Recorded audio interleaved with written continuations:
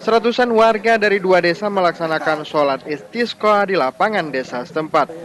Warga memohon pada Yang Maha Kuasa agar diberikan rahmat berupa hujan di wilayah mereka yang kini mengalami kemarau panjang. Warga berbondong-bondong mendatangi lapangan bola kaki desa Berendang untuk melaksanakan sholat Dua minta hadirat hujan. Warga mahasiswa mengaku hampir 4 bulan daerah mereka mengalami kekeringan. Kepala Desa Berendang Muhammad Ali Abdullah mengatakan, kekeringan mengakibatkan aktivitas warga yang umumnya petani terhenti.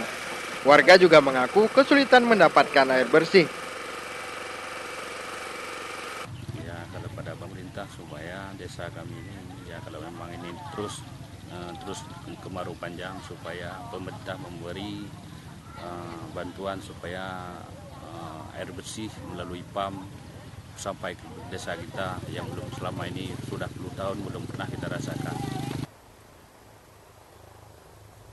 Kekeringan juga terjadi hampir di seluruh Kabupaten Aceh Timur. Beberapa warga bahkan mulai memanfaatkan air sungai untuk kebutuhan sehari-hari. Dari Aceh Timur, Said Maulana melaporkan untuk Aceh Video.